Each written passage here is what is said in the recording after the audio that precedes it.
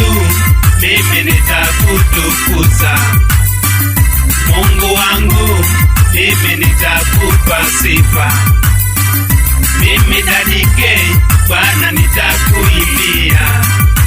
Nikijiangalia, Baba ninakushukuru. Kwani uhai Mungu, wewe umenipea bure. Maadui wangu, Bwana umenishindania. Vita vyote, Bwana umenipigania. Nikijitazama Mungu, nabaki nimedua.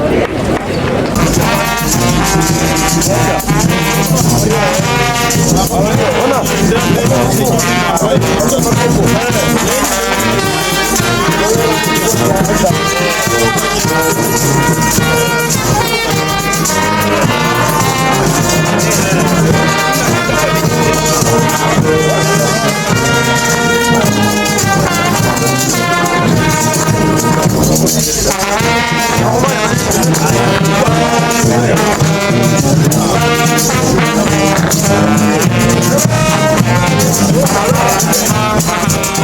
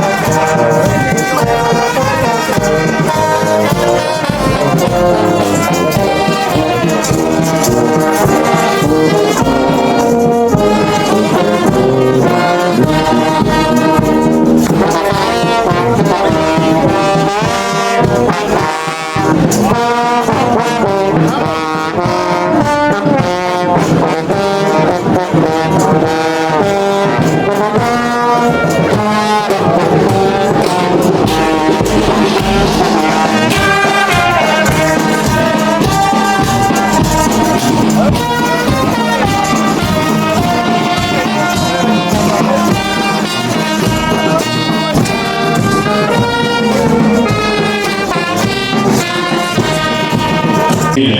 Bwana waweze kuwabariki, waje viongozi wa chama wa Bali aendelee.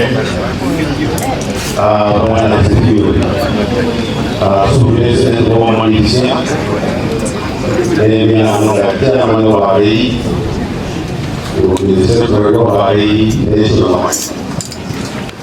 Kwa hiyo Kenya wakamaliza kwa ndani kwa Christmas mwanangu ndiye wa sisi kama kumaliza kwa pamoja Kenya hapo sita ukawe kuwe bali sisi kwa hiyo kwa jumla ujao ni nano kwa introduction kila nano kwa haroma bagi watoto kwa familia na ndio zinatia posta ni kidogo sana. Kwa hiyo kuja sasa kwa introduction ni kuchagua alafu Kenya kwa Kristi kuchina zera mwite neno alafu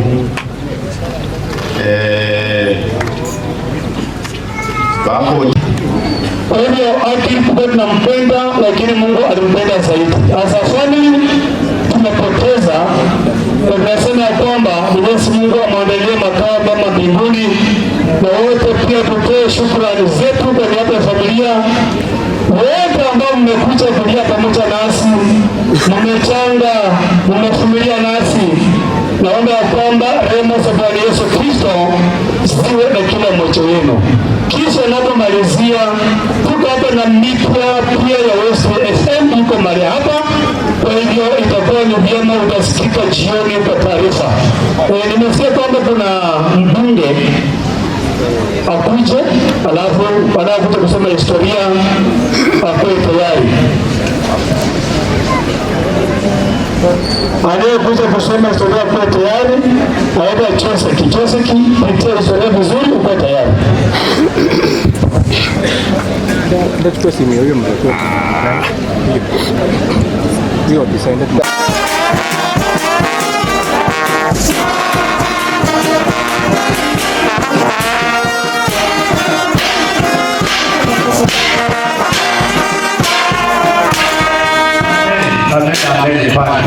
Mungu sawa. Tutawafika kidogo. Mungu sawa.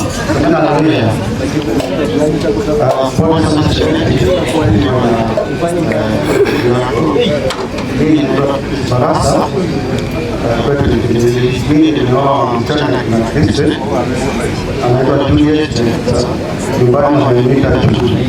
Asante sana. Bwana asifiwe. Wanamatana habari nzuri. Endelea kuja na mwanzo. Mwana yusi mbone wacha Mungu akubariki.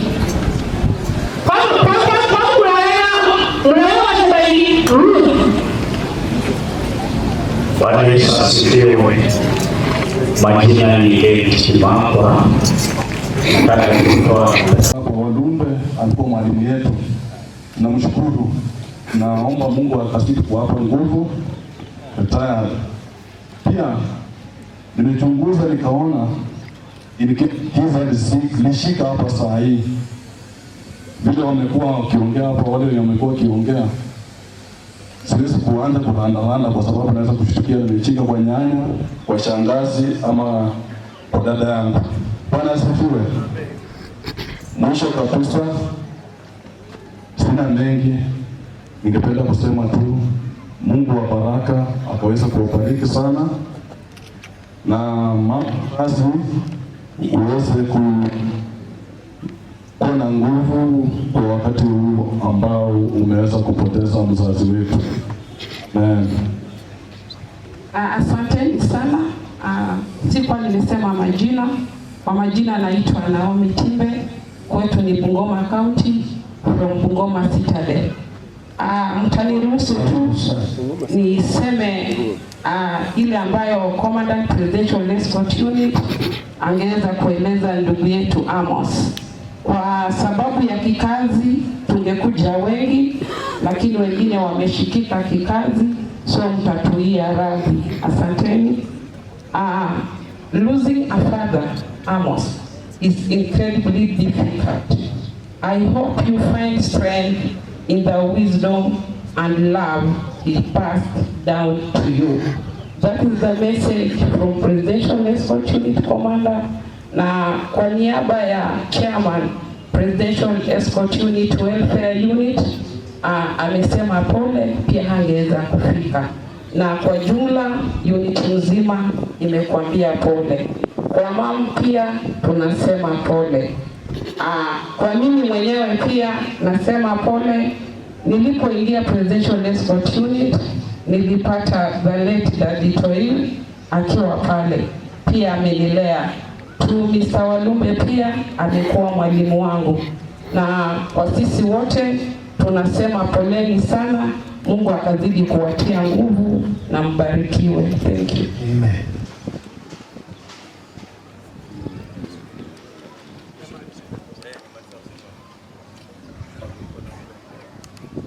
Kwa hivyo tupikie makofi wanapenda.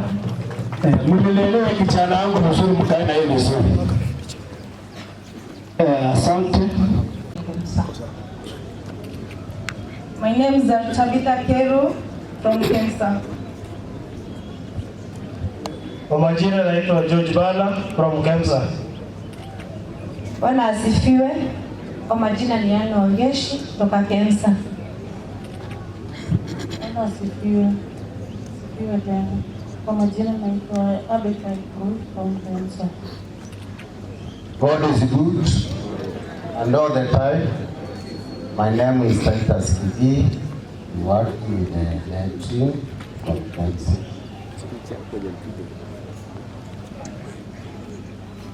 I am James Muli. I work with Metro in the same office. Bwana asifiwe. Kwa majina ni Mishrin. Kemsa ni my colleagues. You are welcome in Kiminini County. Bwana asifiwe.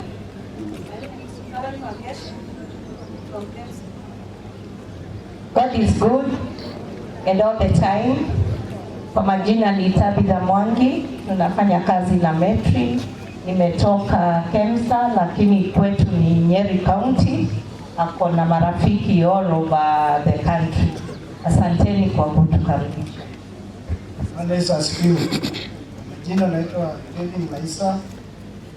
Nafanya na Metri, niko Invento Department, na nyumbani ni hapa Tumbili.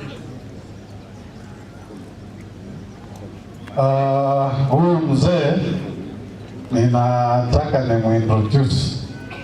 Huyu is our former director legal services. In fact, majority of us ndiye aliandika sisi kazi akiwa CEO. Anaitwa Fred Wanyonyi na ndiye sasa mwenyekiti wa board ya wafanyikazi Bungoma County. Ndio kama baba sisi amekuja kufuata sisi even after leaving. It shows the relationship we've had together with him. Thank you. Thank you kwa familia, poleni sana. Mimi naitwa Fred Wanyonyi. Nasikia. Kwa jamii, mimi ni mkazi wa hapa. Menyele kana najibi daktari Kitui. Sana Master of Ceremony. Kwa majina naitwa Sami Aula Haemba, naibu wa chief wa Katadoga na Biswa. Kwa niaba utawala wetu Aswa na Biswa ama Kiminini location, sema pole sana kwa kupoteza baba yetu Adri Toili ambaye tulimuenzi sana, tumujua kama utawala. Najua kwamba hata saizi Mungu ameweka mahali yake pema mbinguni. Tuko na village elders wa papi Shaban and Catherine, whatever you are, please. Umefanya hii si pana hivi ilivyo. Catherine, Mama Kanu. Village elders, whatever you are, maybe kwa niaba tu ya village elders, Shaban anaongea jambo moja kwa niaba ya village elders.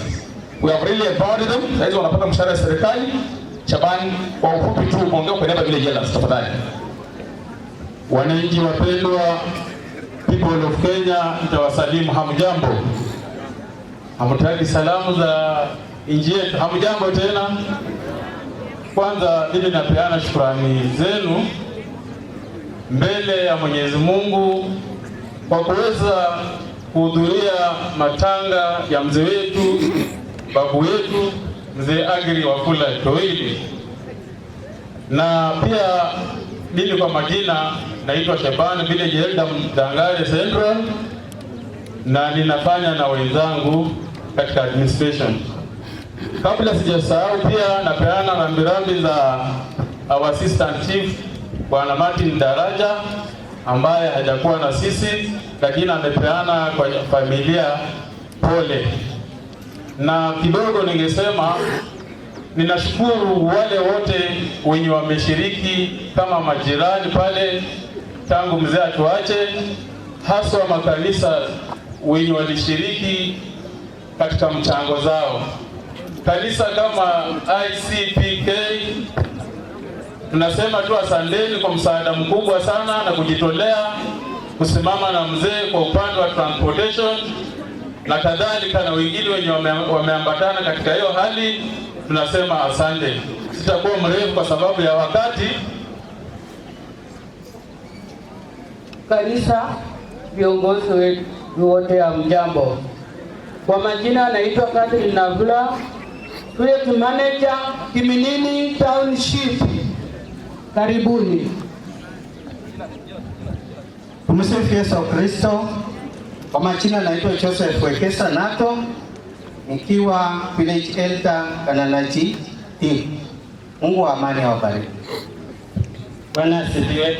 Kanisa andalizi waliopoteza, naitwa Tony Wekesa, nikiwa Village Elder wa hii area. Karibuni, asanteni. Natembea Isaac, mzee wa hii kijiji, na huyu jamaa anaenda. Lakini baba anabaki nini kubasi mafungu kisa kwa hali ya usalama.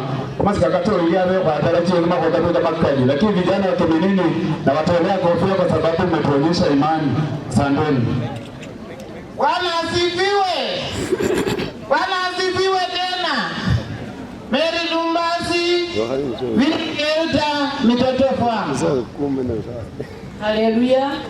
Kwa majina Rosemary Fred Kaliwanga, Masawa na Manje. Asante. Bwana asifiwe. Mukasambai, Biblis na Masu. Amen. Bwana Yesu asifiwe. Mkasa Mdangale North, mani mtoia anaenda kuzikwa. Ndio area yangu. Poleni sana Mama Kristi. Albert Majimbo Village Elder, chini ya Assistant Chief anaitwa Sami Harefa Yaura. Katika hiyo ofisi ni katika Security Department. Barikiwe. Amen. Bwana Yesu asifiwe. Bwana Yesu asifiwe tena. Nimekujia kwa nafasi ya Village Elder, lakini mimi ni Kiminini Town Chairperson. Familia ya baba yangu mpendwa na Mama Christine, nasema pole sana. Kiminini kama town tumepoteza. Barikiwe. Basi kanisa andalaisi waliofiwa marafiki, hamjambo. Hamjambo tena. Mimi naitwa Lucho Peter Nyongesa, ni Village Elder Mlimani stroke chairman wa Kiminini location upande wa security. Kwa hayo machache, amen. Asante. Makofi kwa wakasa kwa nani? Amen. Hao wamekuwa empowered. Tumekuwa na kazi mingi sana kwa ofisi yetu. Rais mtukufu wetu Mheshimiwa Ruto kuanzia mwezi wa nane kupata mshahara. Tuko na watu pia nyumba 10 na CHP. Kwenye mpango tu mkono. Nyumba 10 na CHP. We are very important people in our side. Thank you so much for your coming. Asante sana. Asante sana. Kuna wale wanaitwa aspirants. Mwakilishi wa MC hapa amekuwa hapa. Tafadhali hapo na matanga mengine kwa haraka tafadhali. Na pia vile unapokuta tuko na deficit ya budget. Ole kamati, toa sadaka yako maalum kwa kamati ambayo imeandaa matanga. Karibu Bush. Asante Bwana Chief kwa nafasi hii. Wote ambao wametajwa aspirants wote, tafadhali chukua nafasi hiyo haraka mweze kuja ili uweze kuzungumza na wakazi wa Kiminini. Na mmesikia wengine hatukuwa hapa siku ya harambee. Kama umekuja leo na kuna kitu, tafadhali changamka kidogo ili kamati pia iweze kushughulikia matanga vizuri. kwa ajili ya madai ya ndugu wangu, na nilikuwa tunampenda, lakini Mungu naye siku yake imefika, naye Mungu amenipenda, amenichukua. Kwa yote Mungu tunashukuru. Baba Mungu amweke pahali peponi pazuri, naye yote Mungu ambariki. Nimesalamia kanisa yote, nimekuja kukusindikiza kwa ndugu yangu. Mtoto huyu alikuwa nimekaa na yeye kutoka anasoma form 1 mpaka form 4. Nilikuwa na yeye mpaka akamaliza akaenda college. Nilikuwa na yeye mpaka alikuwa anafanya kazi, nilikuwa namtembelea. Naona hivyo yenyewe imepokonya mtoto yetu. Kwa majina anaitwa Jones Nasmi. Mimi ndio first born wao. Bwana Yesu asifiwe. Tusalimiane amani. Salamu ya Toili. Sitampeleka mengi. Mimi kwa majina naitwa Jeni Wanyoni. Toili mtoto wetu alikuwa anatubeba sisi wote na Mungu amweke mahali yenye atubariki. Bwana asifiwe. Saiti na heshima madhabahu matakatifu, jini ya viongozi serikali yote, shangazi yangu, hata shameji wote na wadugu zangu. Bwana asifiwe. Mimi ni Apika Ilikane, ni sister wa Agri Toili. Huyu brother alikuwa mzuri sana, nikimjua ilikuwa 2018. Mimi nampenda. Bwana asifiwe. Shameji, ushike neno la Mungu, umebaki tu na kanisa na watoto. Na wasi shangazi yangu akiwa msichana wala kijana, wengi hawanijui. Mwenye ananijua tu ni mmoja. Bwana asifiwe. Msiuone baba ametoka mwanzo kupatia mama stress wala pressure. Mumulinde chini ndugu yangu alikuwa amemulinda. Mtujue hata sisi shangazi yenu na mpariki. Ninaomba unapopewa nafasi just only name because of the time. Yai. Yo liyoso hapo na anali kilimu kwa kama. Bwana asifiwe. Kwa majina kama Jackie na Ndiu akiwa ndugu yangu. Bwana Yesu asifiwe. Haleluya. Naitwa Evelyn Nanchala, aliyelala ni ndugu yangu. Tulimpenda sana lakini Mungu akampenda zaidi. Asifiwe sana, asifiwe tena. Mimi kwa majina ni Alice Nafura. Mwenye amelala ni ndugu yangu. Semeni haleluya. Haleluya. Semeni tena haleluya. Yangu sahi, hata nikitaka atuniongee. Sijui nitaanzia wapi, nimalizie wapi. Asante Mungu ambaye anawabariki sana. Tulipokuwa tunaendelea hii programu, kama umepewa iko na makosa tu mingi. Sasa kuna vitu zingine tunajaribu kurekebisha. Niendeshe tu kama mtu ambaye anaelewa kuendesha programu. Before tuendelee, tumekaa sana. Salamu yako mwenzako mwambie usichoke. Waambie kwa kichirani kwamba usichoke.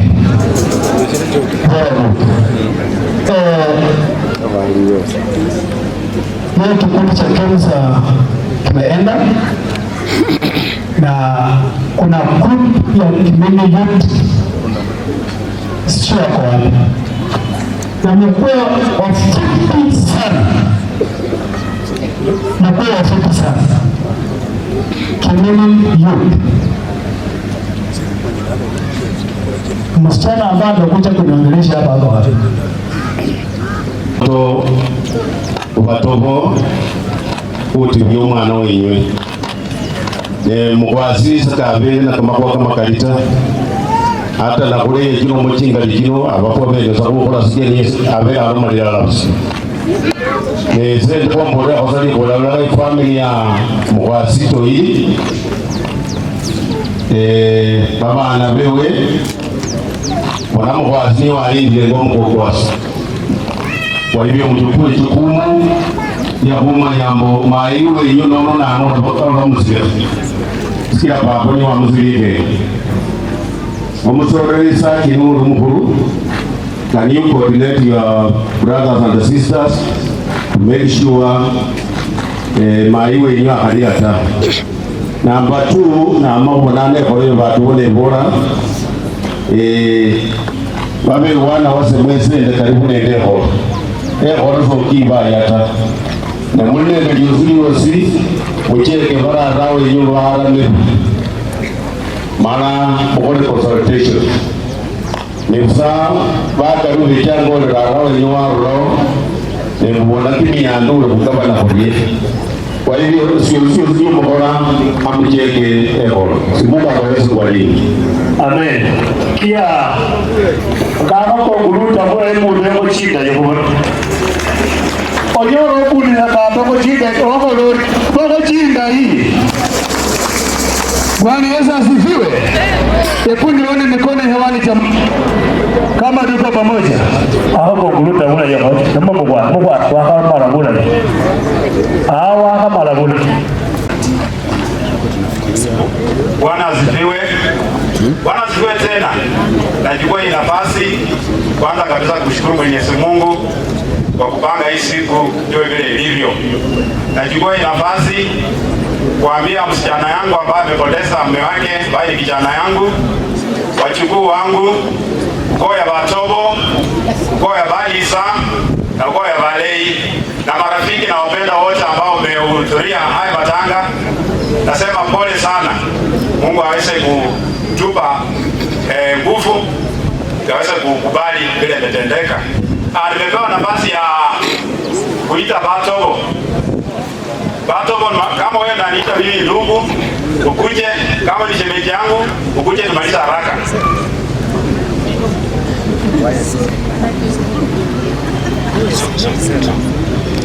Pia serikali yetu ya nchi yetu tukufu la Kenya na marafiki wote ambao tuko ndani ya uwanja huu, ningependa kuleta kwenu salamu za Bwana Yesu Kristo. Hamjambo.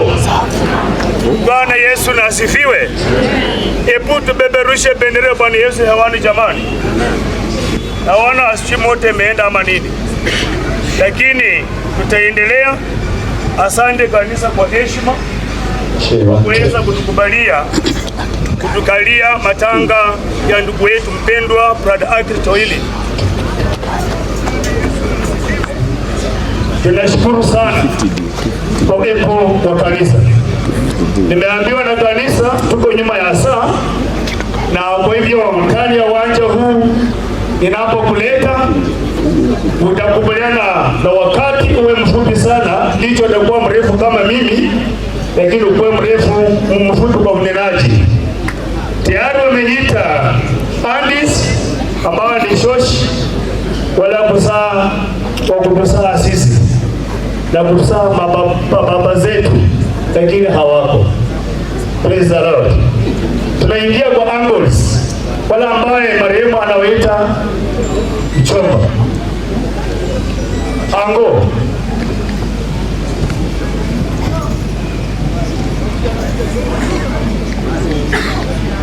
Mnaharakisha kidogo kwa sababu nasukuma hapa. By saa 6 tuwe tumemaliza speeches na kanisa nachukulia mahali pale. Bwana mahoja baba ambaye Yesu mahoja ubaba bebiko begi kukana yumwana zitoiri mwichukora sakini umwana murisha ni Batobo tabakira murembe bona Batobo barangire barumero mbaye hane tawe oje na murisha injado orore. Tusifuze dawati. Nyinyi tunawapenda na pia mtupende. God bless you. Welcome sir. Thank you. Walimu tunaunganga lesson plan. Tunaanguka lakini tutacorrect. Bwana MC. Mimi naitwa Kesa Abraham, the curriculum support officer, Teacher Service Commission.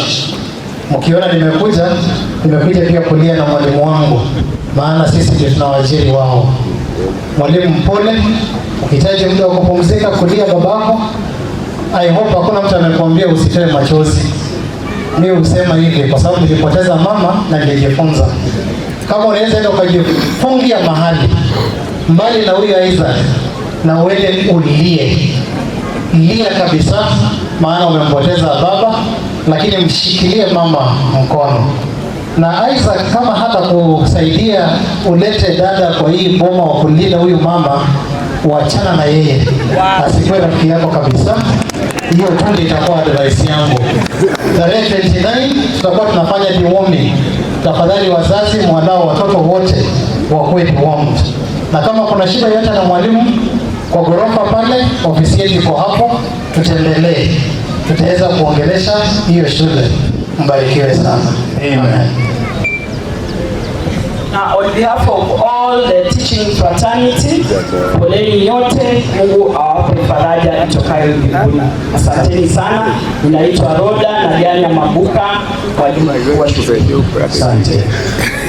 Asante walimu. Tunashukuru familia hii kwa kutupa mmoja wao kuwa mwalimu mwenzetu, na zaidi ya sana watu wanaishi kwa hii soko wanajua kwamba Mark ni mimi na mimi ni Mark. Si ukweli? So hii familia mam nasema ya kwamba kama kweli asante familia, mbarikiwe. Hawana piga kwa watoto wa marehemu makofi tafadhali. Asante. Wengine wameenda kuhudumia wageni, wametoka mbali. Si hawa peke yao, wawili hawako. Sasa ambaye amefiwa mama mjane ni aunti yangu, Auntie Pole. Bwana Yesu asifiwe. Asifiwe tena. Kwa majina naitwa Mary Wanyonyi, aliyekufa ni shemeji yangu. Shemeji yangu tumekaa na yeye muda mrefu sana. Amekuwa kama mlezi wangu. Najua hata watu wengi nikikuja Kiminini wanajuanga ni baba yangu, lakini ni shemeji yangu. Shemeji yangu tu hili ndiye anafanya nikae kwenye hivi. Dada yangu Kristi, tunakuombea tu Mungu atakusaidie na tutakuwa tu na wewe pamoja, hatutakuacha. Mbarikiwe. Asifiwe Mwokozi. Asifiwe tena. Kwa majina mwite Jen. Atimosi wananiita na Angela. Mimi ndio last born wa kina Kristi. Joeli amekuwa kama baba yangu. Huwa najivunia kuwa niko na baba wawili. Nimepoteza na ninajua Mungu atatufariji. Na kwa dada yangu naomba Mungu ema ya familia kelele. Ema ya familia kelele punguza. Akupe nguvu na akusaidie na akuponye ili ukalinde watoto wako. Tukisaidiana Mungu atatubariki. Mbarikiwe.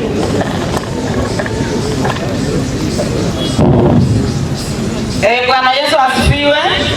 Hebu tuinue bendera ya Bwana hewani. Kwa majina naitwa Selina Wanyonyi. Mimi ni dada ya Christine ambaye namfuata. Aliyekufa ni shemeji yetu, na yeye ndiye alikuwa shemeji yetu ya kwanza katika boma letu. Sasa tumepoteza mpendwa, na tunasema Mungu amuweke mahali pema peponi. Familia ya Christine tunawaomba mshikane mikono, hasa watoto wa Christine, mlinde mama yenu, mumutoe kwa hiyo hali ambayo ako ndani. Kwa hiyo nasema Mungu awalinde. Bwana asifiwe. Kwa majina ni Peris Wanyonyi. Mimi Christine dada yangu mwenye amelala ni baba tena shemeji, kwa sababu ni first born wetu. Tunaamini Christine ndio mama yetu na mama ambaye amelala ndiye baba. Kwa hiyo tumehuzunika, tunasema pole na nataka mbarikiwe sana. Asanteni. Asante mwalimu. Huyu ameongea kwa niaba ya walimu wakuu, na katika hafla hii kuna mwalimu mkuu aliyekuwa mwalimu mkuu wa shule hii na alimfunza mwalimu Mark. Amekuwa hapa na angependa pia kutoa rambirambi zake. Mwalimu Amtala, tafadhali karibu kuongea. Mwalimu anapokuja, nafikiri walimu watajijuza tu majina yao, kisha mkuu wetu wa elimu ataweza kuzungumza kwa niaba ya walimu. Little Boris, Titus, God Malo, Paul Amati.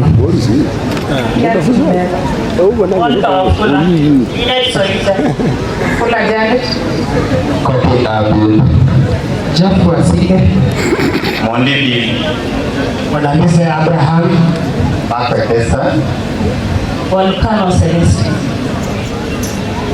Morage Joseph. Asante.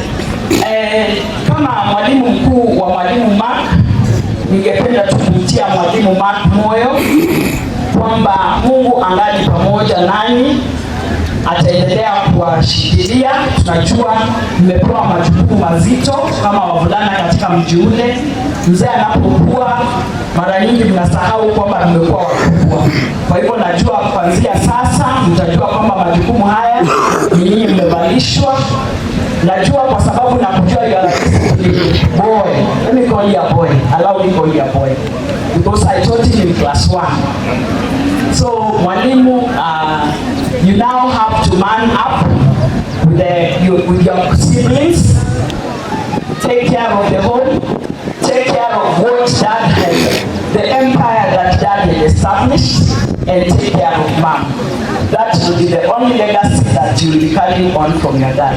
Otherwise you say pole, Mungu aendelee kukutia nguvu. Mwalimu is one of my best teachers.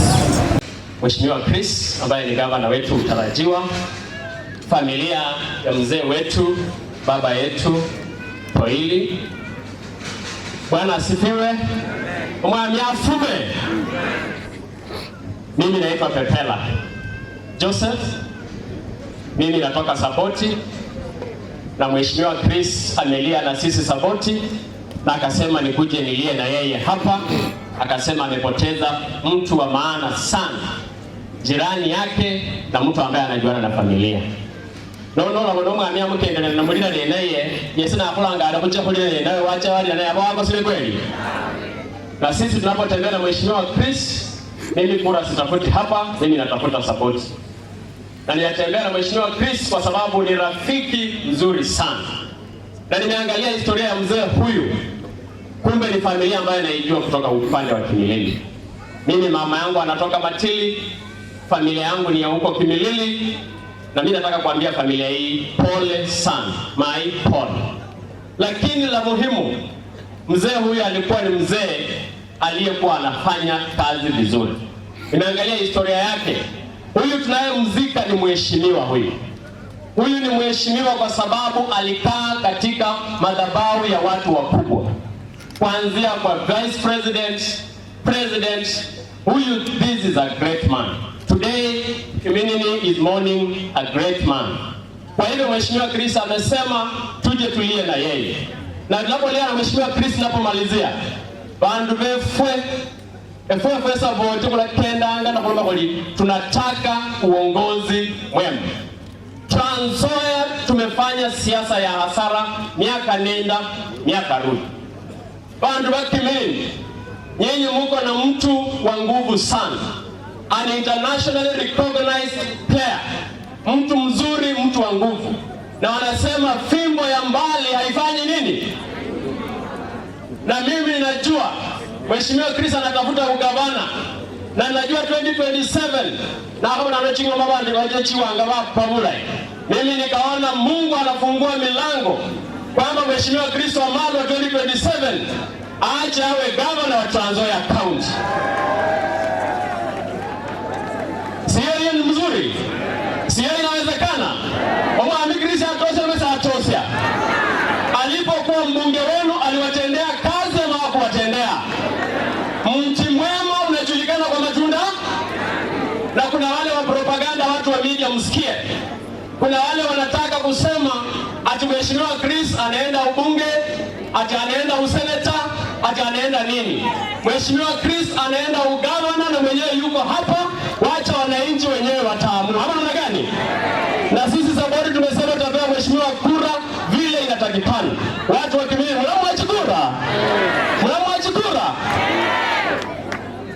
Nemali ya Efeso koti kwamba mshere kwanyo wala kijana kebenja maika kebenja siahu kwa muamila kuli yino mulai oli kusirira kumuruma muruma ndendika ndeka maindi nende kisendi chenya makuli chosie kwali ndakitano chile kusya ta enyama niyo kulindire ta paka nenarudo kijana wanga kacha nendika hako na maindi tawe. Kwa hivyo unapotaka mwanasiasa ama kiongozi mzuri, tafuta mtu unayemjua. Sakalika ndio senenya nao makama kalita mgeni kanga lambwa Mheshimiwa Chris, kwa sababu tunakimbia mahali pengine, njoo useme pole kwa familia ya Mheshimiwa Twaili. Asanteni sana, Mungu awabariki.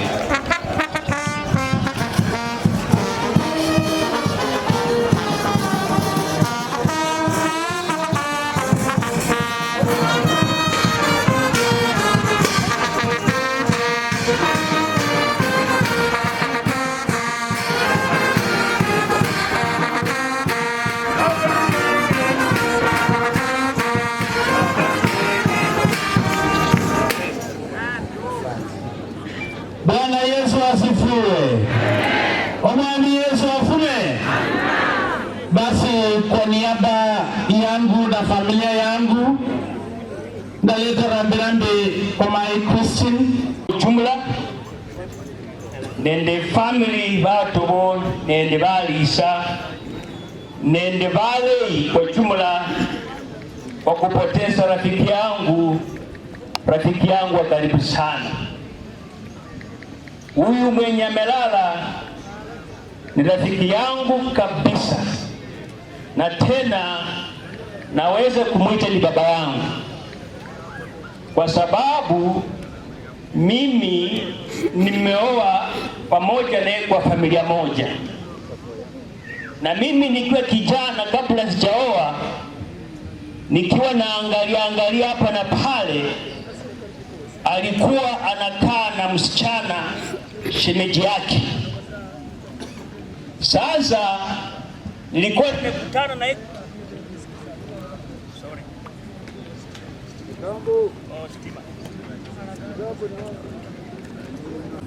na kusema poleni sana kwa kupoteza mzee Twaili.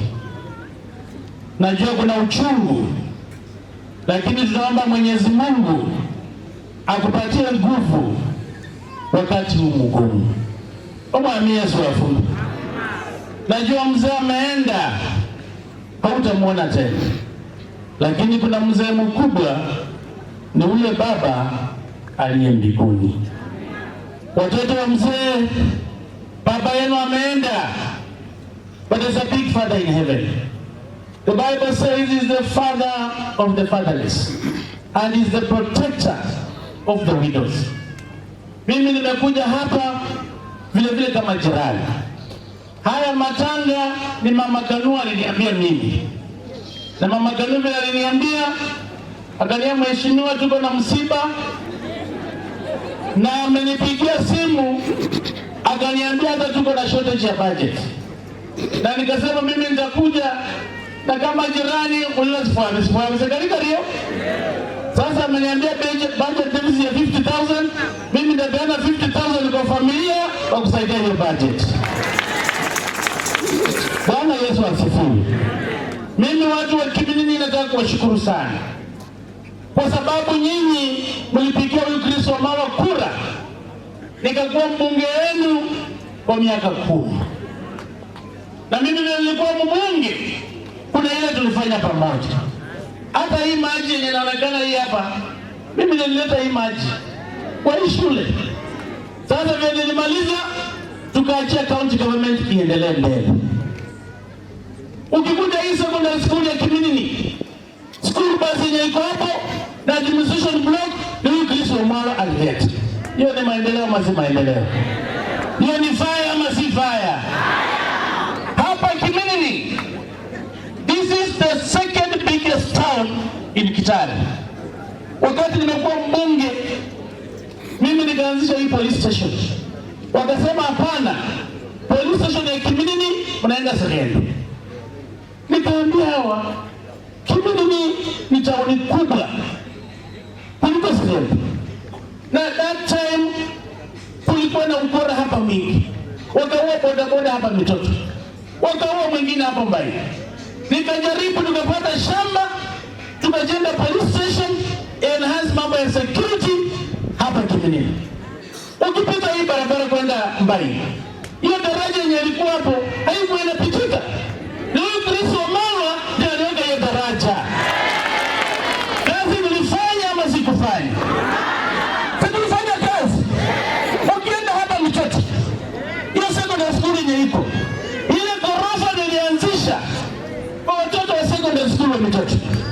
Ukienda hapa Masava, school bus ulinunua ama kununua? Kama ni kufanya maendeleo, mnajua ile Chris Wamalwa alifanya. Baba ni Yesu afu? Si mnaona ile nilifanya? Ewe ndo ile hafio. Nenye uwiruha. Mama wengi unwa. So iki unwa, ile mwana hadi kwa mchira vumala kama vile ndio. Baba sidani. Mama Mary nataka kukusajuti hapa. Huyu mama ametembea na mimi magofi kwake. Kitu mimi naomba 2027 ikifika, huyu Chris Wamalwa anaenda kusimama kura ya kuwa governor wa Trans Nzoia County.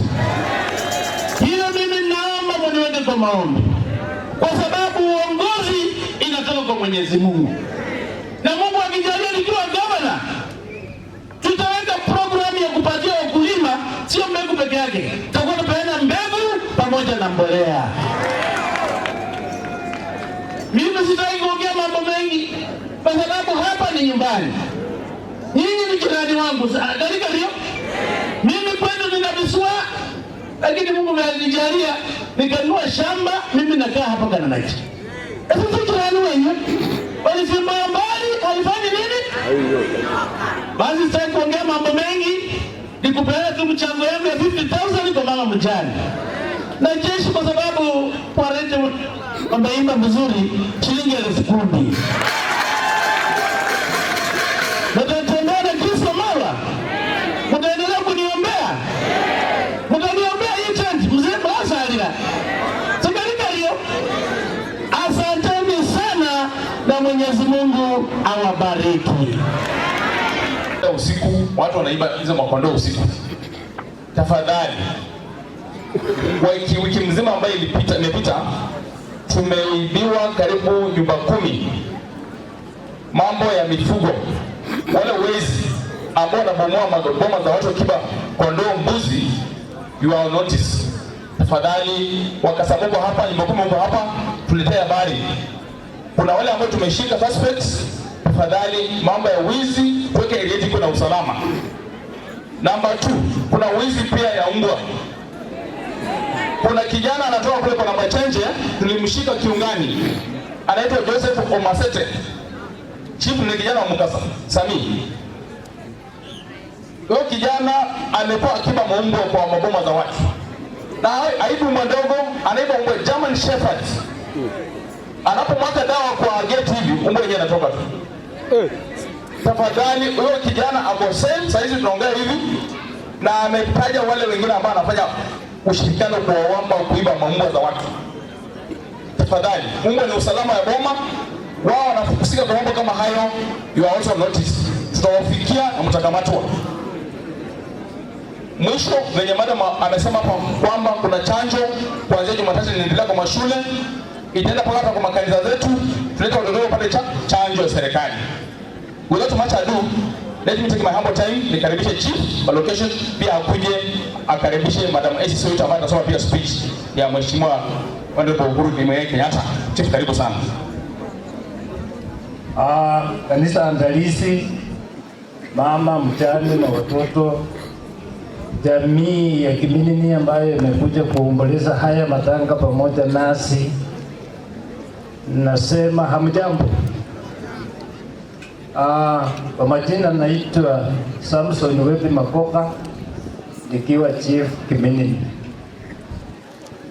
Kwa sababu watu wamechukua muda mrefu na kuna speech ya former president inatakana isomwe, kwa sababu mwenda zake alikuwa pilot wake. Nataka kuchukua muda huu mfupi kusema pole kwa familia kwa kupoteza mzee ambaye alikuwa rafiki wa wengi. Watoto mayatima, nasema pole. Mimi nilianza kuwa yatima 1988, mama akakufa 92, baba akakufa, na nimemeamea mpaka nikakuwa assistant chief. Sasa mimi ni senior chief hapa. Namna gani? Sasa baba akitoka, mko na mama mlee, mama pia mlee, si ati sasa na security pia iko chief wako, assistant chief wako. Ukiwa na shida, sisi tuko kama serikali. Na mambo ya usalama, hata sasa hatutaki. Tuko na polisi ndio, lakini intelligence report ni kazi ya machifu na wakasi. Wacha tupate hii watoto, kwa sababu mimi kwa ofisi niko na majina karibu 10 ya wahalifu wa kibini, si ndio? Natafuta tu kitu kidogo waende kitani, ama namna gani? Hiyo hatutacheza nayo, kwa sababu sisi tuko hapa kuchunga maisha ya watu na mali yao. Mtu kujibaiba vitu ya watu, mimi sitaki ikiwa chief wa kibini. Kwa hayo mengi na machache, kwa sababu tunangojea hotuba ya retired president, nataka kuchukua nafasi hii ambaye pia nilimwachia akiwa assistant chief wa Matunda na akamea akanishinda. Nilimwachia akiwa chief Matunda Makata, na mimi nikakuja Kimilili, tulisaa Matunda, tukasaa Paraton, mimi nikapaki katikati. Karibu madamu wetu.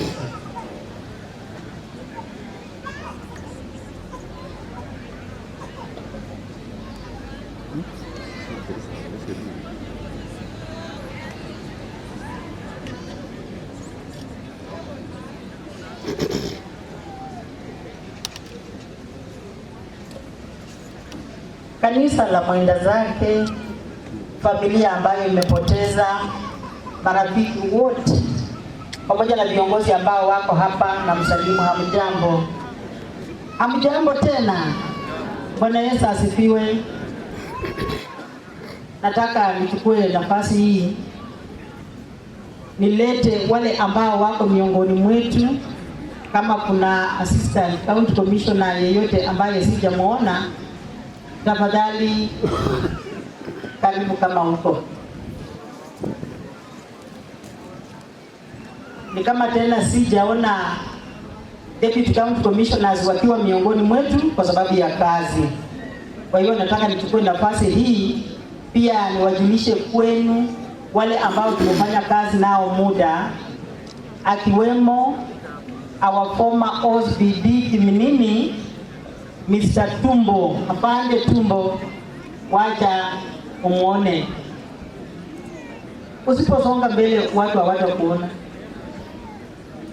Huyo ndiye aliyenyorosha hii Kiminini pamoja na our late senior Mtoka pamoja na chief wetu na wengine.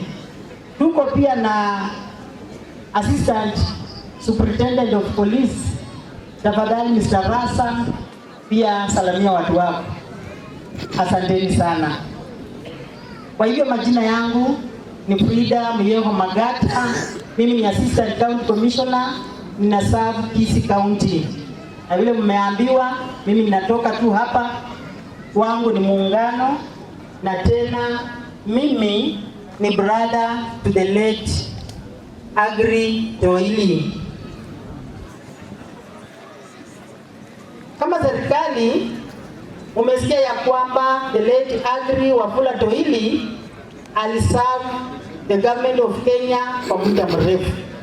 Aliserve the president, aliserve the former vice president Honorable Mudi Awori, akaserve the late former His Excellency President Daniel Arap Moi, akaserve pia a driver wa President His Excellency Mwai Kibaki, and lastly he has been the driver to our former President His Excellency Uhuru Muigai Kenyatta. Therefore, I'm going to read a message of condolence from our former president, who is His Excellency Uhuru Muigai Kenyatta. Okay. Here is the message. Office of the 4th President of the Republic of Kenya. Message of condolence to the family, relatives, friends, and community of the late Aggrey Wafula Toili. It is with sadness that I send this message of condolence to you following the death of Mr. Aggrey Wafula Toili. Our thoughts and prayers are with his wife, children, family, relatives, friends, and community during this very difficult period. Mr. Aggrey Wafula was a distinguished and dedicated National Police Service officer who greatly contributed to the development not only of his family, but the community and our nation. He was trained at Kikanjo Police Training College, worked at Anti-Stop Theft Unit before joining the Presidential Escort Unit in 1989, where he served 3 presidents of Kenya as President Escort Driver of the late His Excellency President Daniel Arap Moi, the late His Excellency Mwai Kibaki, and the surviving His Excellency Uhuru Muigai Kenyatta before he retired from State House in 2018 from the Presidential Escort Unit. I met Aggrey in 2013 as the President. Since then, I have witnessed his leadership acumen, timeless wisdom, and inspired others, especially as the head of State House pool drivers. His legacy will not only inspire his family, but also uplift the patriots in the National Police Service to endeavor to serve selflessly and the generations to come. On this day, as you pay your last respects to the honor the late Aggrey Wafula Toili, we pray that the love of God will console, comfort, strengthen and grant you all fortitude, especially his wife Christine Simuli Wanyonyi, children Amos, Oliver, Mark, Metrin, Andrew, Timothy, Rebecca, Dennis, Selina, Claire, and Susan throughout this period and in the days, months, and years to come. May the Almighty God rest his soul in eternal peace. A message from His Excellency Uhuru Muigai Kenyatta on this day, 11th July 2026. May his soul rest in peace. Asante. That is the message from our former President Uhuru Muigai Kenyatta.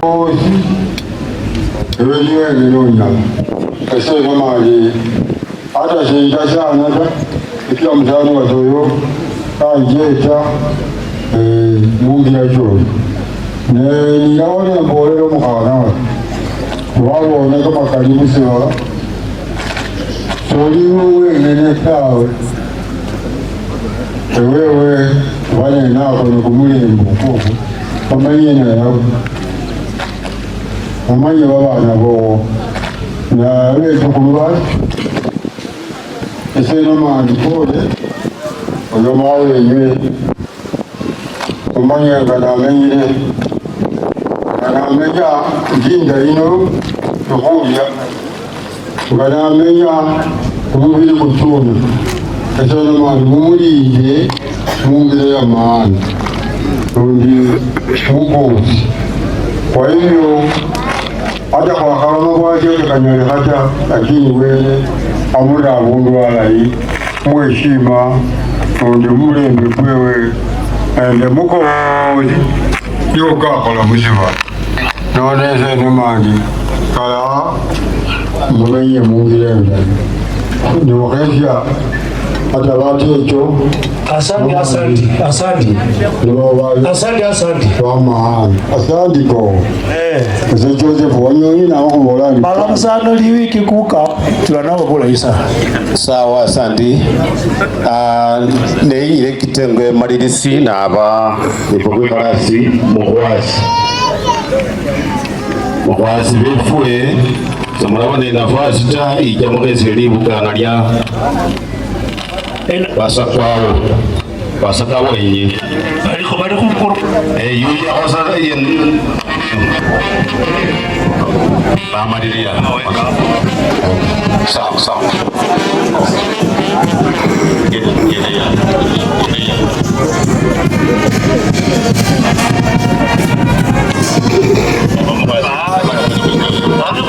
ya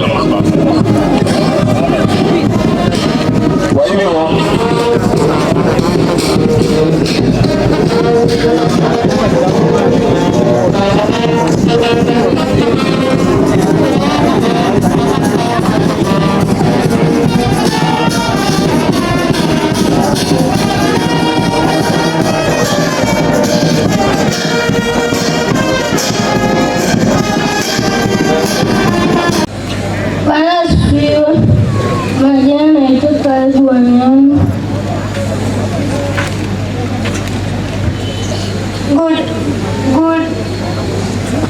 Good afternoon, everyone. My name is Darlene Sakini, the daughter to Amos Sakini Choi. I want to tell my grandfather's things. You love me with your both hearts. I want to. What I told you could just provide it. Every Sunday he could take us to Church of Salvation Army. Even if it is late, he could take us to church. After church, he could buy for us something like soda, chips and mango. We will miss him. He will remain in our heart. When I lost you, I lost a friend. Rest in peace. Church, be strong. And for church, pray for us. To my dad, be like Kuka.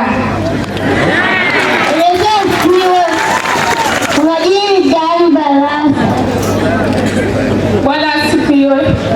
Kwa majina ni Angela Nekesa, mtoto wa Selina Mtunga. Rest in peace Kuka. Bwana asifiwe. Kwa majina naitwa Faith Wekesa, mtoto wa Mark Wekesa na mbarikiwe. Bwana Yesu asifiwe. Kwa majina ni Shalom Sakini, mtoto wa Amos Sakini.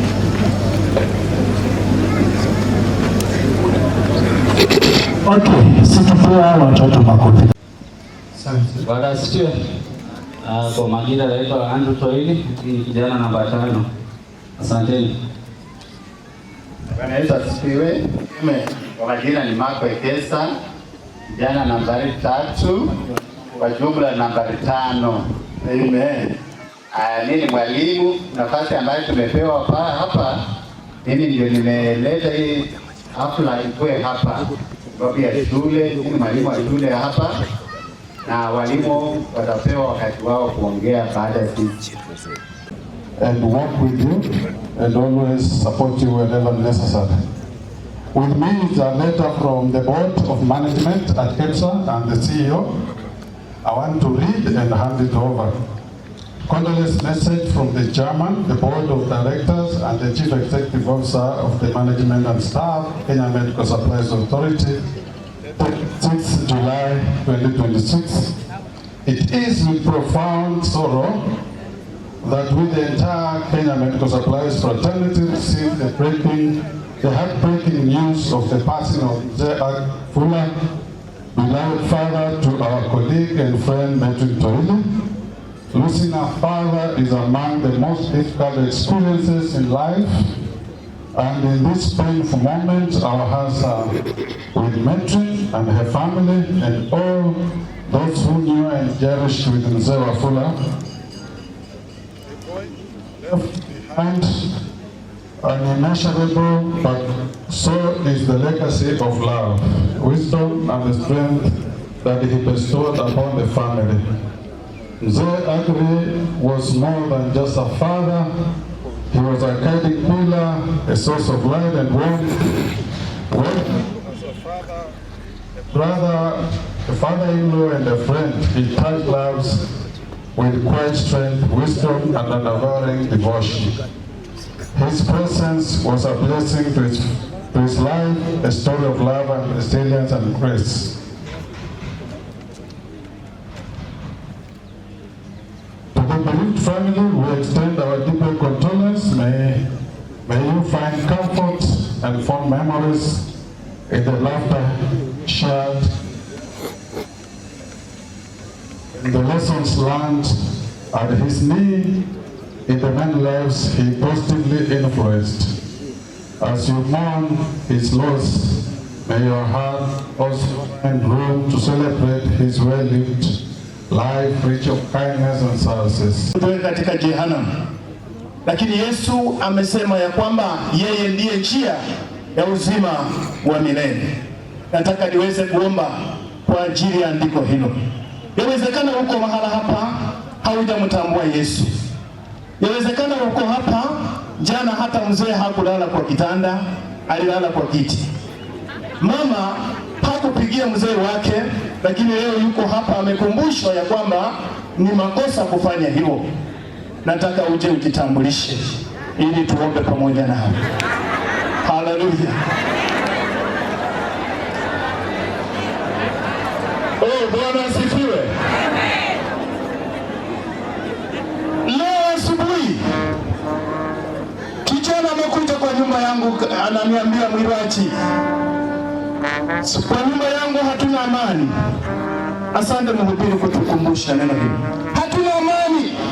Mama ameniweka nje kila wakati. Akiona kitenge hii, anataka kitenge hiyo. Akiona huyu leo amevaa ya Uganda, anasema na wewe nilioleka kwa mwanaume gani? Hata kitenge haninunuli, hata kwenda saloni siendi. Mwanaume gani huyu? Mzee ametoroka kwa nyumba. Bwana asifiwe. So ni mambo ambayo yanatendeka ndani ya manyumba hizi. Mungu asimame ili ya kwamba tukakae wema, tuone Yesu akitawala maisha yetu. Mungu awabariki sana. Kuna yeyote unataka tuombe pamoja nawe, beba mkono wako juu ili tukaombe pamoja nawe. Asante Baba. Baba wetu, katika jina la Yesu Kristo mfalme ulio ajabu, twainua mji huu, twainua kiwanja hiki, tunainua familia hii Jehova, tukikabidhi mikononi mwako, maana ni wewe tu uliye mlinzi, uliye mtawala. Tunaombea jamii zote ambazo Jehova uliweza kuwapa neema hii ili ya kwamba wakaone siku hii ya leo. Mzee wetu ameandaa kurusoti mahala hapa, na kila mmoja atakayeondoka mahala hapa, Baba muongoze kila anakoenda. Barabarani moto ukakinge maajali, ukakinge na minuko yote ya wanadamu, ili tuone baraka za amani ziko pamoja nasi. Ni kwako Kristo Yesu. Amen.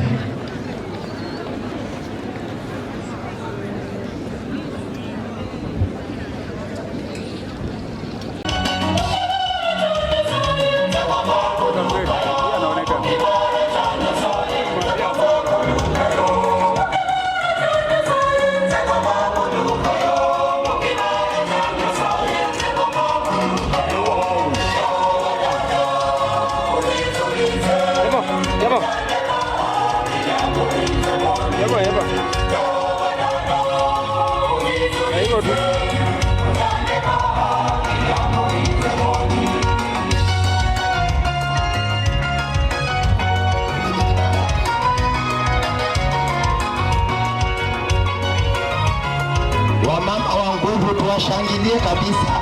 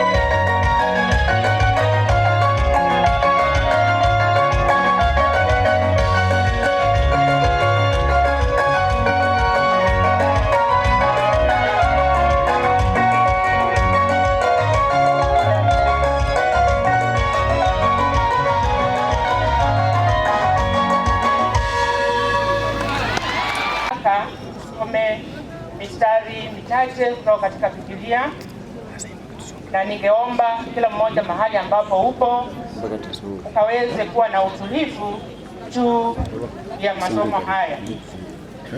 Somo letu ambalo nitasoma la kwanza natoka kitabu cha Yohana Mtakatifu mlango wa 14 mstari wa 6. Yohana Mtakatifu mlango wa 14 mstari wa 6. Maneno ya huo mstari yanasema hivi: Yesu akawaambia, mimi ndimi njia na kweli na uzima. Mtu haji kwa Baba ila kwa njia ya mimi. Somo letu la pili tunalitoa katika kitabu cha Luka Mtakatifu mlango wa 9 mstari wa 23. Luke chapter 9 verse 23 inasema, akawaambia wote, mtu yeyote akitaka kunifuata na ajikane mwenyewe, ajitwike msalaba wake kila siku anifuate. Neno la Mungu libarikiwe. Amen. Tuombe. Mungu wetu, Baba wetu uliye mbinguni, tunakushukuru kwa ajili ya kipindi hiki ambacho tunanyenyekea mbele zako kusikiliza neno lako. Mtumishi wako amesimama mbele yetu, ukamtumie kama chombo chako. Yote ambayo umeandaa ndani yake yakawa ya manufaa katika kila mmoja ambaye atasikiliza siku ya leo. Roho wako aliye mtakatifu akasimame pamoja naye. Kwa Yesu ninaomba nikiamini. Amen. Bwana Yesu asifiwe. Bwana Yesu asifiwe. Bwana Yesu asifiwe. Huko Bwana Yesu asifiwe. Na hapa Bwana Yesu asifiwe. Amen. Nataka kushukuru Mungu kwa ajili ya siku hii kutuandalia mahali hapa ili tukaweze kukumbushana neno la Mungu. Siku ya leo nataka kukuambia ya kwamba jikane utafute njia ya Yesu ambayo ni ya kwenda mbinguni. Bwana tubariki sana. Haleluya. Vile ulitoka nyumbani, kuna njia ulitumia kuja mahali hapa, si ndio? Si ndio? Kuna wale walitumia njia kubwa, kuna wale walitumia njia nyembamba, na yote mwisho ilikuwa wapi? Hapa, si ndio? Sitaki kuongea juu ya njia ambayo umetumia kuja mahali hapa. Nataka kuongea kwa njia ambayo ni ya kwenda mbinguni. Na njia hiyo tumeambiwa katika maandiko ya kwamba Yesu akasema, mimi ndiye njia, ukweli na uzima. Haleluya. Ambia jirani yako, muulize tuko pamoja. Haleluya.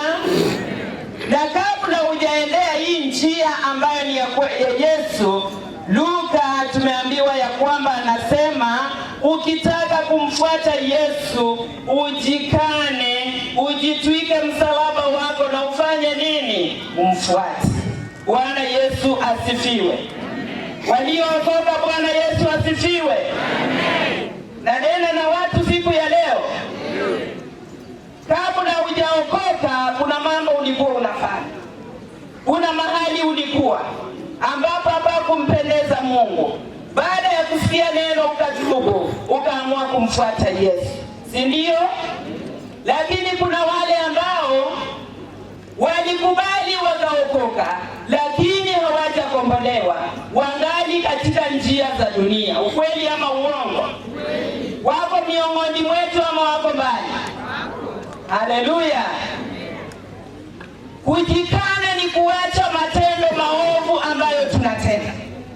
Tuko hapa siku ya leo, tumekuja kumuomboleza mwenzetu ambaye ameifika mwito wa kwenda mbinguni. Siku yake imetimia, yako iko njiani. Uliza jirani yako, unajua wewe ni marehemu mtarajiwa? Amekujibu? Hajakujibu? Kwa nini? Hajajikana. Bado hajajikana. Kuna mambo ambayo bado anafanya. Angali katika ulimwengu. Ukienda kwa uchawi yako ndani. Ukienda kwa usherati yako ndani, ukienda kwa upinzani yako ndani. Haleluya. Bwana asifiwe wapinzani. Kumbe wako. Haleluya. Bwana asifiwe wachawi.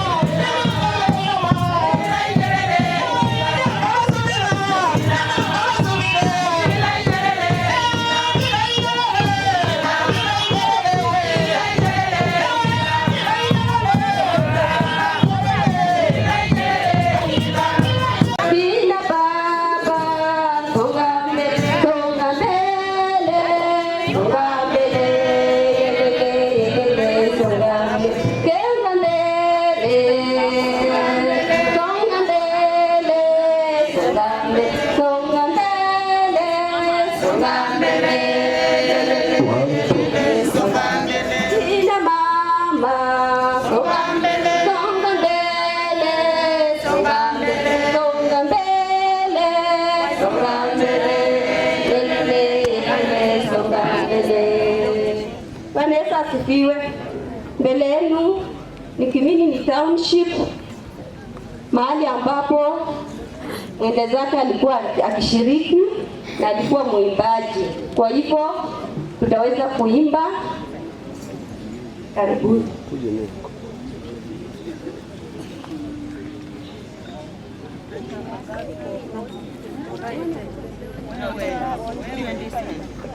Asante sana, tupige mziki kwa mazuri. Bwana Yesu asifiwe. Kanisa tafadhali. Kanisa tuweze kusimama, twende pale tukiimba kumfariji mama, tunapomwezesha akaweze kuongea maneno yake kuhusiana na mzee, itakuwa ni vizuri sana.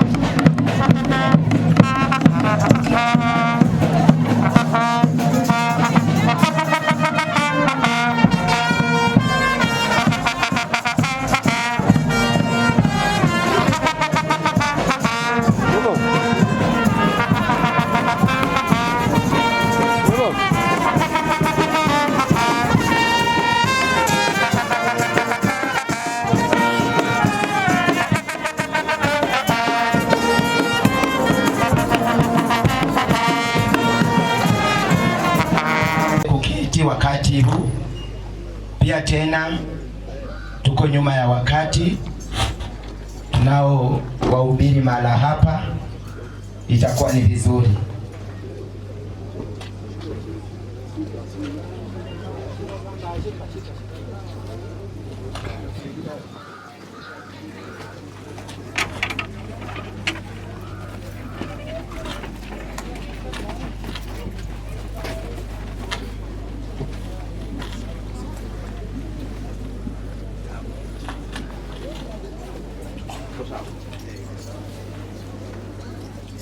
Nikasikia sauti kutoka mbinguni ikisema, andika, heri watu wafao katika Bwana tangu sasa.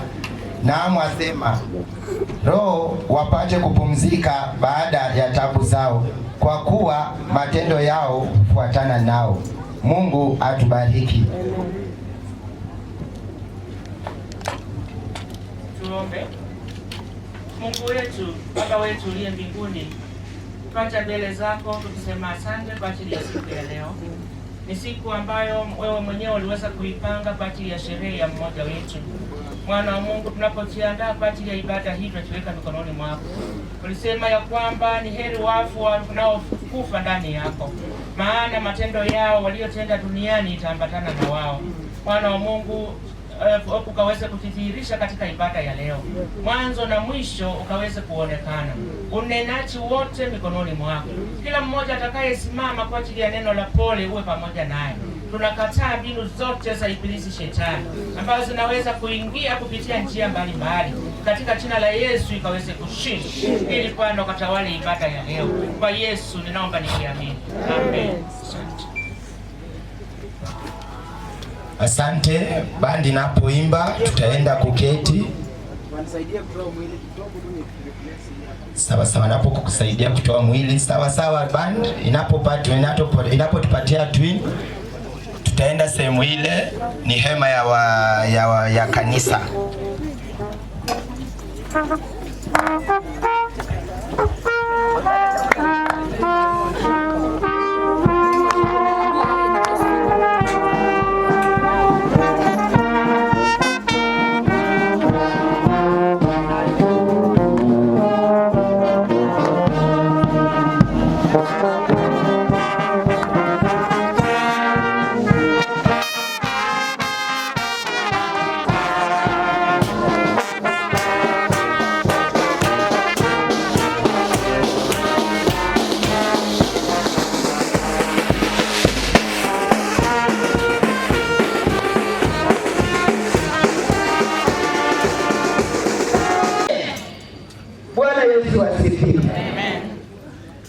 Nimesema Mungu, nimekusema, lakini si unajijua, si unajielewa, yale unafanya si unajijua.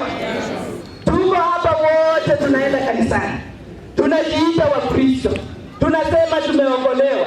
Kanisani ni Bwana asifiwe, leo nimeokoka, naenda wapi? Mbinguni. Lakini nyuma ya pazia, nyuma ya pazia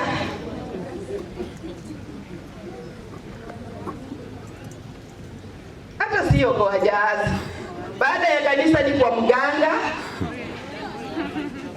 Ukweli ama uongo? Nataka kile kiti cha mama kanisa, nitafanyaje ili niwe mama kanisa? Sekalika ndio. Unaenda wapi? Kwa mganga. Mganga anakuambia leta kuku nyeusi, leta shilingi 10,000. Wewe mjinga unabeba, unafanya nini? Unabeba.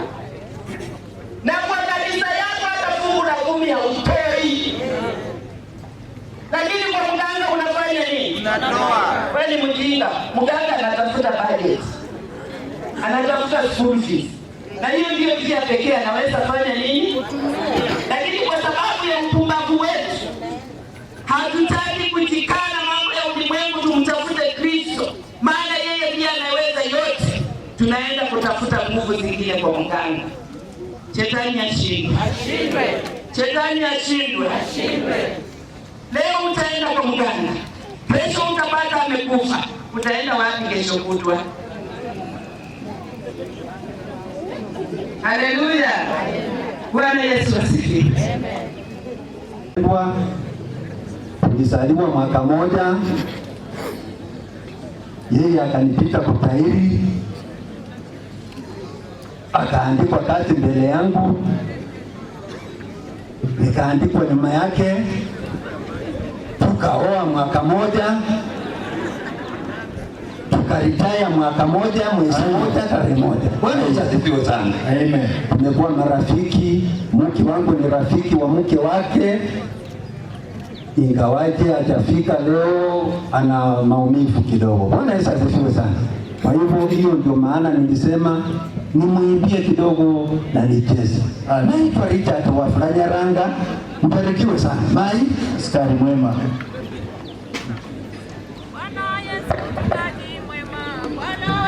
Mchungaji mwema. Bwana Yesu mchungaji mwema. Yesu mchungaji.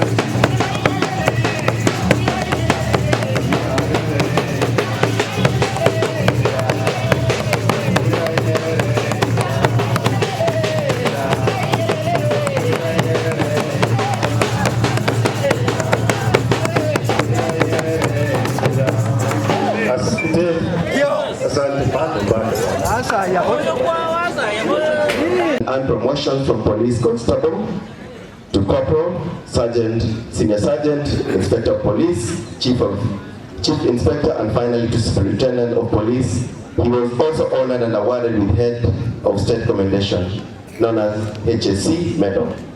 His last station was anti-stock theft unit as unit staff officer transport before retirement in 2018.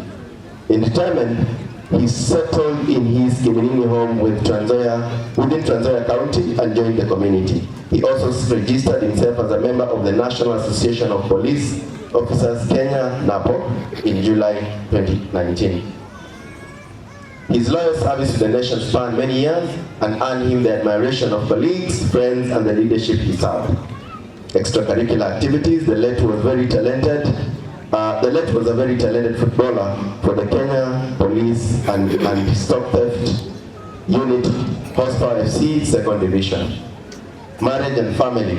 In 1981, the late Agri Toili married the love of his life, Christine Simuli Toili. Their marriage was blessed with 10 children, namely Claire, Selina, Amos, Oliver, Mark, Metrin, Andrew, Timothy, Rebecca, and Dennis.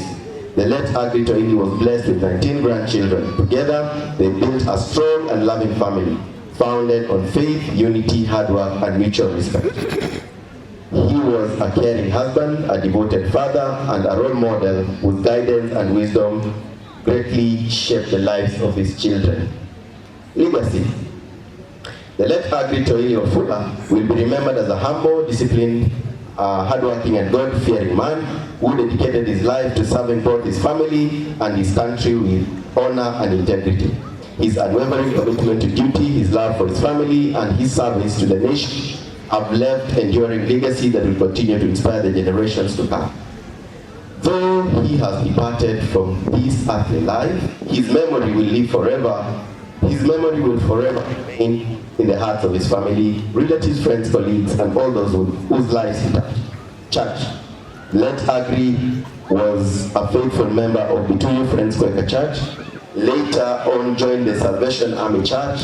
He was sworn in by the retired Division Commander Major Isaac Liviala of Italia Division by then on 14th November 2018, roll number 92. He later served as Assistant Quarter Master and later on as Assistant Development Chair at Kiminini Township Court. Community service. The late Agri served in many developmental projects at Bituyu and later moved to Kiminini as active member of the community. He was also the national chairperson of Batogo Clan. The late Agri was born in good health until his demise on 1st of July 2026, where he collapsed and was rushed to Kiminini Mission Hospital and confirmed dead on arrival. And as I say, may the Almighty God grant him eternal rest and may his soul rest in everlasting peace. Amen. Just as I finish, I just want to encourage my brothers and sisters led by my brother Amos. In 2003, when we lost Ruben, I was in my first year in university and I was not sure about how life would be. And then in 2012, when we lost my mom, it was a difficult time. But one thing that I remember is unity is strength. Please put everyone together and make sure that you know the important thing is you being together and supporting one another for the future. And I will leave you with one scripture now that the word of God is the only anchor. Psalm 133 from verse 1 to 3 it says, "Behold how good and pleasant it is for brethren to dwell together in unity. It is like precious oil upon the head, running down on the beard of Aaron, running down on the edge of his garment. It is like the dew of Hermon descending upon the mountains of Zion. For there the Lord commanded the blessing, life forevermore." And surely the Lord will command a blessing. Thank you. Salimiane wani. Mlembe. Mlembe mwezi. Mlembe mia. Mlembe te. Mlembe swa. Kwa majina ni Joseph Wekesa Lusweti. One of the sons wa the late Ruben Wafula, ambaye ni elder brother wa Alielal. It is an honor and a privilege to read the life history of someone I respect so much. Nitaenda straight. The life and times of the late Agri Toili Wafula. Birth. The late Agri Toili Wafula was born on 1st of January 1958 as the fifth born son of the late Wilberforce Wafula Omotobo and the late Suzanne Nahumicha Omulisa. He was the beloved brother to the late Ruben, Jonas, Henry, Judith, Mary, Sammy, Sospita, the late Tom, Alice, Edwin, and Benjamin. The late was the in-law to Selina, Rose, Ruth, Albert, Nelson, Felix, Dora, Titus, Tom, David, Gibson, Mary, Richard, John, Emily, Jen, Esther, Wabova, Kimakwa, Maheti, Jeremiah, Peter, and others. He was raised in a loving family that instilled in him the values of hard work, discipline, respect, and service to others. Education. The late Agri Toili began his primary education at Bituyu Primary School in Kimilili Sub-County, Bungoma County in 1964. He successfully completed his primary education and sat for his Certificate of Primary Education (CPE) examination in 1971. He proceeded to Kimilili Boys High School, where he pursued his secondary education from 1972 to 1975, attaining his O-level certificate. Driven by his passion to serve his country, he joined Kiganja Police Training College in 1978.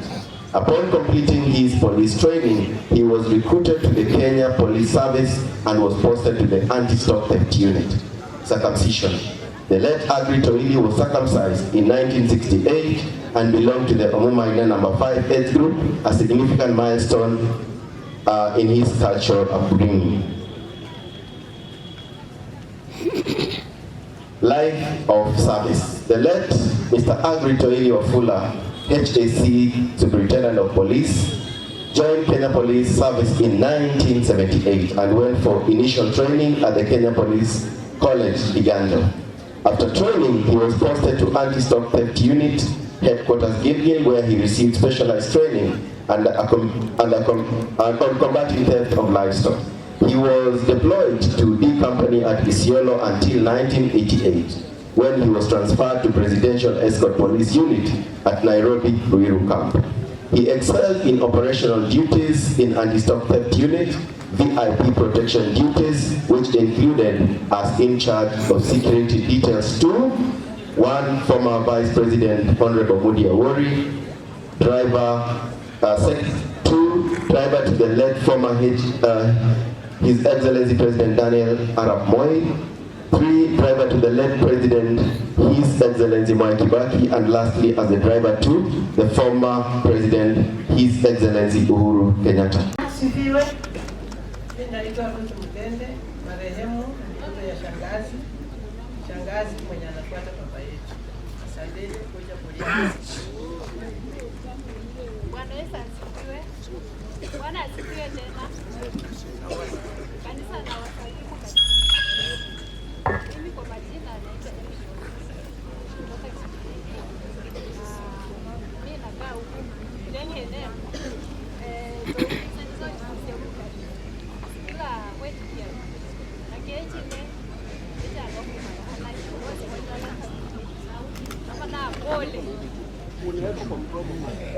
Bwana asifiwe. Kwa makina na hiyo tunamulisha kwa ile ni mtoto ya mama.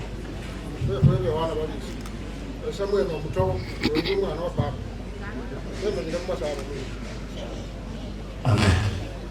Aya, mali siandi toile na ona bone mara ko alimuwan tumedo andaiba kuru tone si na yaka mbawa ka bo mudu murai toile du ka bo manu murai ko ko nyo transfer mun kana na ko yi min ga sana ba toile sa ni adwai sa kini ka ko ko mo se pam ye rwai bo bo ri ka ko ta no su ba babe ni kumoy wona rawa we toili ka ba ne shi mi ga sana ni ka ni ma hoj akama yisi ne titawe nono wana ba toili ne do ka no se we ra mulinde muguri muwele asana tuwa jeni ya mtara na maki milini. Thank you. Amen. Kupela ko chawa yesa china yukubone sabaka chakula hii. Kwa hivyo kwa nafasi ningependa kuomba nijue administration itakaa mkani. Nimeona kanisa imepangwa. Nataka wewe, mimi dada yako, tena wangu yangu. Asante. Kwa majina naitwa Sera. Amen. Kristo anasikia. Bwana Yesu asifiwe. Bwana Yesu asifiwe tena. Mungu ni mwema. Kweli kanisa, marafiki, majirani. Sikujua kama tumesimama, lakini mmenitia moyo. Lakini niko na nguvu. Wacha Mungu anipe nguvu zile wale wamebaki. Kanisa, asante. Asante kufanya hii mpango. Tumewacha kazi zenu, mmekuja. Nasema Mungu awabariki. Bwana mama. Kwa hiyo tulikuwa tumependana. Si viji zili tulikuwa tumependana. Bwana mama ameniambia Romile. Hiyo kaile. Na usiale kile gani kwa ile kwa. Alikuwa bwana ya kusikia. Na bwana ya kutenda. Na mzee kwa watoto alitoa tisi. Lakini mmewaona. Mzee mmoja kupembeleza mmoja ya makosa.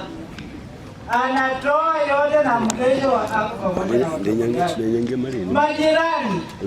Alikuwa anaongea na kila mtu. Hata mtoto hapa alikuwa nikiwa mke wa Douglas Salamu. Mungu amani awabariki sana. Amen. Kanisa andilisi, waombolezaji, washirika wote ambao wamewacha kazi zao wakakuja kuomboleza pamoja nasi. Hamjambo. Hamjambo. Salamu za shemeji jamani. Punga mkono. Shemeji yetu alikuwa mzuri. Hakuwa na maneno. Hakika tumepoteza kama watoto, lakini wacha Mungu amani awatende mema. Asante. Bwana asifiwe. Bwana asifiwe tena. Mwamoto ikamulanga no chaundu wibulanga. None sese muhamdwa wawili pa Mungu samosi. Mlamwani omukulu alafu wange iwe omutwa Zelisina Barosimiu. Bwana Yesu asifiwe. Asifiwe tena. Amen. Kwa majina naitwa Margaret Subuku. Kristini wangoyo wangu. Mwenye amekufa shemeji yangu. Bwana Yesu asifiwe. Amen. Naambia mwenzangu Kristo tuko pamoja na wewe. Hatutakuacha. Tena nimeona kanisa imesimama na wewe. Enda kwa mchungaji aendelee kuombea na Mungu atakufariji. Ni hayo tu na mbarikiwe. Mwami Yesu afume n'abanesha abana b'omwami. Ikanisa ya mulamwa walisibire lugalo lya asante. Yaya Kristine pole. Babana pole. Wele amanyire wajalagane nawe sana kulekata. Kumasina bali chendu Kifaransa. Mbarikiwe. Kanisa andalizi, wageni wote na wasalimu katika jina la Yesu. Bwana Yesu asifiwe. Bwana asifiwe tena. Tunataka kuchukua nafasi hii kushukuru tukijua kwamba ni sherehe ya shemeji wetu ya mwisho. Ndio tumelia, lakini kazi ya Mungu haikosolewi. Tunajua ya kwamba tulitoka mavumbini na tutarudi mavumbini. Asante. Kama familia Mungu akaweza kuwafariji na atawasimamishia tena msaidizi mwingine. Amen. Ndimu hatomo Bwana yetu nilili vituyo. Asante. Tunapozungumza tuangalie wingu. Bwana Yesu asifiwe sana. Amen. Bwana asifiwe tena. Tusalamiane hewani. Nataka kila mtu atabasamu vile shemeji yangu alikuwa kutasamu. Sehemu Harute Luswedi, marehemu naitwa Rita Chemnuri Etuto, naishi Trans Nzoia. Nashukuru sana. Mwenzangu Kristine, jitie nguvu na ukuwe na amani na watu wote. Na Mungu wa upendo atakutia, kwa sababu Mungu ndio msaidizi wetu na ndio kimbilio letu kwa kila mmoja. Nashukuru kanisa ambayo imesimama na mama Kristine wetu, sisi kusimama naye msimu wake apate bariki. Bwana Yesu asifiwe sana. Kuna watu nimetembea nao kutoka Kitalale wako pale chini, nimetembea na bibi ya ndugu yangu pia ni mjane. Jitie nguvu dada yangu, usiwe na shaka. Asanteni sana. Mungu wa amani awabariki. Amen mama. Bwana Yesu asifiwe. Amen. Asifiwe tena. Amen. Mshukuru Mungu kwa siku ya leo. Umempendeza shemeji wetu wa maana sana sana katika familia yetu ya Batobo. Kwa majina naitwa Emi Sagi Safania. Asante. Wasale mlembe. Mlembe. Ekarundi. Mlembe. Salamu ya shemeji yangu. Asante. Asante sana. Ukuja hapa kutulia sisi. Mama, unilea. Shemeji atanilea. akasema mama, sika hapo, tuko tuna wewe bado natulea, na Mungu anakupenda penye amekutoa ni mbali, lakini bado unatulea tu sisi mama, nakupenda sana. Na Mungu naye alipenda semeji wetu alikuwa hapa wewe. Amen. Kwa advice. Amen. Asante sana. Kwa jina naitwa Jennifer Simiyu. Angalia hadi anga tutaki mama anyeshewe. Semeni haleluya. Haleluya. Niko na warembo ambayo niko nao waongee tu China. Bwana Yesu asifiwe. Asifiwe tena. Amen. Kwa majina ni Praxidis Nanjala. Mimi naambia tu kanisa pole, watoto wa marehemu pole, mchane na kukaribisha kwa hiki kiatu. Ni jukumu lakini umtumainie Mungu. Wacha roho ya marehemu apumzike kwa amani. Amen. Esema sinaba le faile to mia sweet water yine de Christine ndi alane nawe wela ko bite chika. Mami za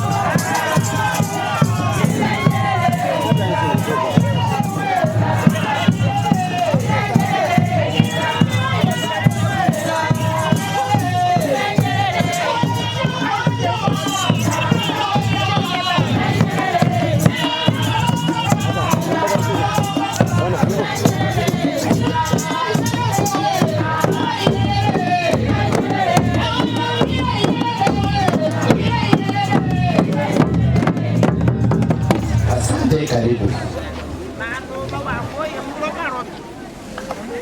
Semeni haleluya. Haleluya. Niko na wake wenzake watangulia kuongea kwanza.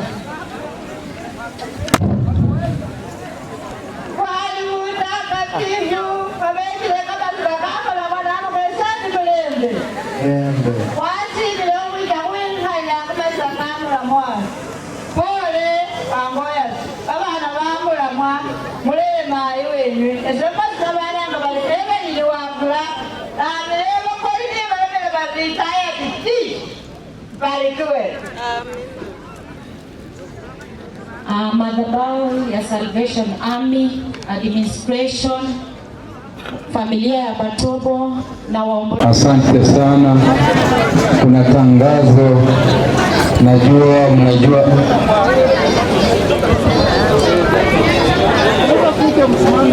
nasema hivi, hiyo boma ni kidogo, compound ni kidogo. Huko watu nataka ni watu wa kanisa, wenzake wa marehemu na family. Watu wengine tafadhali msiingie huko kwa sababu hiyo sababu ya usalama, tusifinyane huko. Watu wangu, vijana wangu wa mkoa tangulia. Kwa hayo tu, mbarikiwe.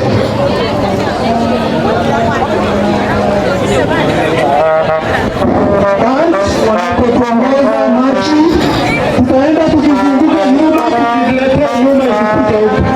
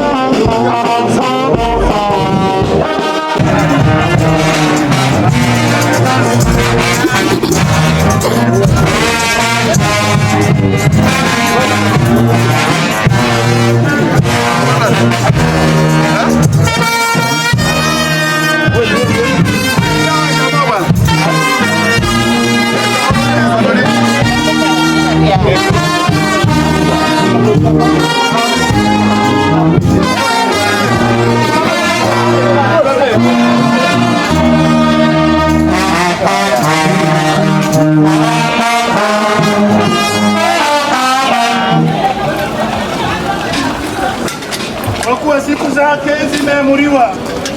Hesabu na miezi yake unayo wewe, nawe umemwekea mipaka yake asiyoweza kupita. Jina la Bwana liinuliwe. Mungu wetu, siku za Egri Toili zilikuwa zishamuliwa. Wakati huu msafara wake wa kwenda kumpumzisha ndio huu. Asante kwa sababu wewe ni mwaminifu. Katika jina la Yesu ninaomba. Amen.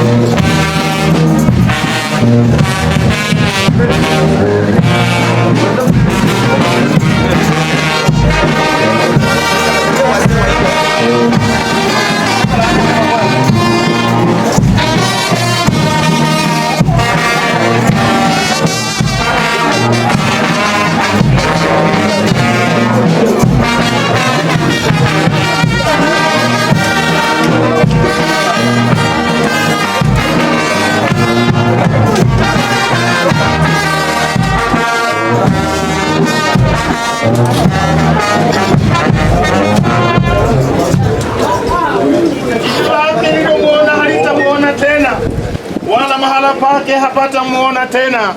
Yeye amwendee Mungu aliyemuumba. Mungu wetu, macho ya wapendwa hawataweza kuona mpendwa wao. Wakati huu mwili wake na nafsi yake inarejelea aliyemuumba. Anaingia kwenye mji wake mtakatifu mara hii ya mwisho. Asante kwa kanisa, asante kwa jamii. Katika jina la Yesu naomba kisha kuamini.